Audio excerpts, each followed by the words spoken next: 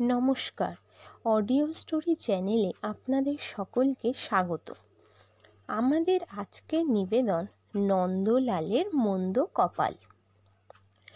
নন্দলালের ভারী রাগ। অঙ্কের পরীক্ষায় মাস্টার তাহাকে গোল্লা দিয়েছেন। সে যে খুব ভালো লিখিয়াছিল তাহা নয়, কিন্তু তা বলিয়া একেবারে গোল্লা দেওয়া কি উচিত ছিল? হাজার হোক, সে একখানা পুরো খাতা লিখিয়াছিল তো, তাহার পরিশ্রমের কি কোনো মূল্য নাই? ওই যে ত্রৈরাশিকের অঙ্কটা, সেটা তো তার প্রায় ঠিকই হইয়াছিল, কেবল একটুখানি হিসাবের ভুল হওয়াতে উত্তরটা ঠিক মেলে নাই। আর ওই যে একটা ডেসিমাল অঙ্ক ছিল, সেটাতে গুণ করিতে গিয়া সে ভাগ করিয়া বসিয়াছিল, তাই বলিয়া কি একটা নম্বরও দিতে নাই? আরও অন্যায় এই যে এই কথাটা মাস্টার মহাশয় ক্লাসের ছেলেদের কাছে ফাঁস করিয়া ফেলিয়াছেন। কেন? আরেকবার হরিদাস যখন গোল্লা পাইয়াছিল, তখন তো সে কথাটা রাষ্ট্র হয় নাই। সে যে ইতিহাসে 100-র মধ্যে 25 পাইয়াছে, সেটা বুঝি কিছু নয়? খালি অঙ্ক ভালো পারে নাই বলিয়াই তাহাকে লজ্জিত হইতে হইবে? সব বিষয়ই যে সকলকে ভালো পারিতে হইবে, তাহারই বা অর্থ কি? স্বয়ং নেপোলিয়ন যে ছেলেবেলায় ব্যাকরণে একেবারে আনাড়ি ছিলেন, সেবেলা কি? তাহার এই যুক্তিতে ছেলেরা দমিল না, এবং মাস্টারদের কাছে এই তর্কটা তোলাতে তাহারাও যে যুক্তিটাকে খুব চমৎকার ভাবিলেন, এমন তো বোধ হইল না। তখন নন্দলাল বলিল, তাহারই কপাল মন্দ, সে নাকি বরাবর তাহা দেখিয়া আসিতেছে। সেই তো যেবার ছুটির আগে তাহাদের পাড়ায় হাম দেখা গিয়েছিল, তখন বাড়িশুদ্ধ সকলেই হামে ভুগিয়া দিব্যি মজা করিয়া স্কুল কামাই করিল। কেবল বেচারা নন্দলালকেই নিয়ম মতো প্রতিদিন স্কুলে হাজিরা দিতে হইয়াছিল। তারপর যেমন ছুটি আরম্ভ হইল, অমনি তাহাকে জ্বরে আর হামে ধরিল। ছুটির অর্ধেকটাই মাটি। সেই যেবার তাহার মামাতো ভাইয়েরা কেহ বাড়ি ছিল না, ছিলেন কোথাকার এক বদমেজাজি মেশো, তিনি উঠিতে বসিতে কেবল ধমক আর শাসন ছাড়া আর কিছুই জানিতেন না। তাহার উপর সেবার এমন বৃষ্টি হইয়াছিল, একদিনও ভালো করে খেলা জমিল না, কোথাও বেড়ানো গেল না। সেই জন্য পরের বছর যখন আর সকলে মামার বাড়ি চলে গেল, তখন সে কিছুতেই যাইতে চাহিল না।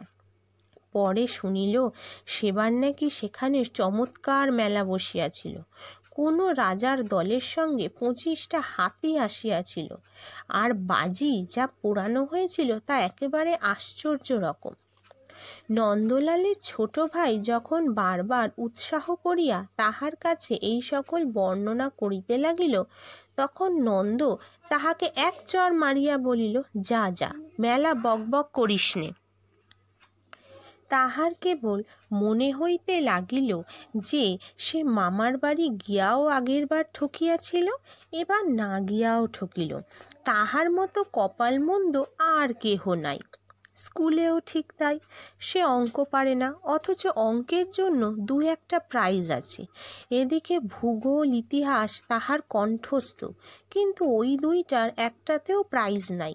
অবশ্য সংস্কৃতেও সে নেহাত কাঁচা নয়, ধাতু প্রত্যয় বিভক্তি সব চটপট মুখস্থ করিয়া ফেলে। চেষ্টা করিলে কি পড়ার বই আর অর্থপুস্তকটাকে সড়গড় করিতে পারে না?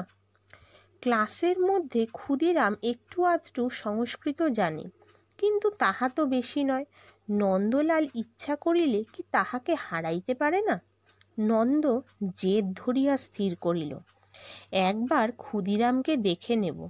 ছোকরা এবছর সংস্কৃতের প্রাইজ পেয়ে ভারী দেমাক করছে, আবার অঙ্কের গোল্লার জন্য আমাকে খোঁটা দিতে এসেছিল। আচ্ছা, এবার দেখা যাবে। নন্দলাল কাহাকেও না জানাইয়া সেই দিন হইতেই বাড়িতে ভয়ানকভাবে পড়িতে শুরু করিল। ভোরে উঠিয়াই সে হসন্তী শুরু করে। রাত্রে অস্থি গোদাবরী তীরে বিশাল শ্যামলীলা তরু বলিয়া ঢুলিতে থাকে। কিন্তু ক্লাসের ছেলেরা এ কথার বিন্দু বিসর্গও জানে না। পণ্ডিত মহাশয় যখন ক্লাসে প্রশ্ন করেন তখন মাঝে মাঝে উত্তর জানিয়াও সে চুপ করিয়া মাথা চুলকাইতে থাকে। এমনকি কখনো ইচ্ছা করিয়া দু একটা ভুল বলে, পাছে ক্ষুদিরাম তার পড়ার খবর টের পাইয়া আরও বেশি করিয়া পড়ায় মন দিতে থাকে। তাহার ভুল উত্তর শুনিয়া ক্ষুদিরাম মাঝে মাঝে ঠাট্টা করে। নন্দলাল তাহার কোনো জবাব দেয় না। কেবল ক্ষুদিরাম নিজে যখন একটা একটা ভুল করে তখন সে মুচকি মুচকি হাসে আর ভাবে পরীক্ষার সময় অমনি ভুল করলেই এবার ওকে সংস্কৃতে প্রাইজ পেতে হবে না। ওদিকে ইতিহাসের ক্লাসে নন্দলালে প্রতিপত্তি কমিতে লাগিল, কারণ ইতিহাস আর ভূগোল নাকি একরকম শিখিলেই পাশ করা যায়। তাহার জন্য নন্দর কোনো ভাবনা নাই। তাহার সমস্ত মনটা পড়িয়া রহিয়াছে ওই সংস্কৃত পড়ার উপরে, অর্থাৎ সংস্কৃত প্রাইজটার উপরে। একদিন মাস্টার মহাশয় বলিলেন, কি হে নন্দলাল, আজকাল বুঝি বাড়িতে কিছু পড়াশোনা করো না? সব বিষয়েই যে তোমার এমন দুর্দশা হচ্ছে তার অর্থ কি? নন্দ আরেকটু হইলেই বলিয়া ফেলিত, আজ্ঞে সংস্কৃত পড়ি, কিন্তু কথাটাকে হঠাৎ সামলাইয়া আজ্ঞে সংস্কৃত না বলিয়াই সে থতমত খাইয়া গেল। ক্ষুদিরাম তাড়াতাড়ি বলিয়া উঠিল, কই, সংস্কৃতও তো কিছু পারে না। শুনিয়া ক্লাস শুদ্ধ ছেলে হাসিতে লাগিল। নন্দ একটু অপ্রস্তুত হইল বটে, কিন্তু সেই সঙ্গে হাঁপ ছাড়িয়া বাঁচিল। ভাগ্যিস তাহার সংস্কৃত পড়ার কথাটা ফাঁস হইয়া যায় নাই। দেখিতে দেখিতে বছর কাটিয়া আসিল। পরীক্ষার সময় প্রায় উপস্থিত। সকলে পড়ার কথা, পরীক্ষার কথা আর প্রাইজের কথা বলা বলি করিতেছে। এমন সময় একজন জিজ্ঞাসা করিল, কি হে নন্দ, এবার কোন প্রাইজটা নিচ্ছ? ক্ষুদিরাম নন্দর মতো গলা করিয়া ঘাড় নাড়িয়া বলিল, আজ্ঞে সংস্কৃত। না, সংস্কৃত নয়। সকলে হাসিল। নন্দও খুব উৎসাহ করিয়া সেই হাসিতে যোগ দিল। মনে ভাবিল, বাছাধন, এ হাসি আর তোমার মুখে বেশি দিন থাকছে না। যথাসময় পরীক্ষা আরম্ভ হইল এবং যথাসময় শেষ হইল।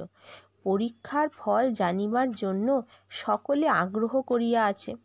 নন্দ রোজ নোটিশ বোর্ডে গিয়া দেখে তাহার নামে সংস্কৃত প্রাইজ পাওয়ার কোনো বিজ্ঞাপন আছে কিনা।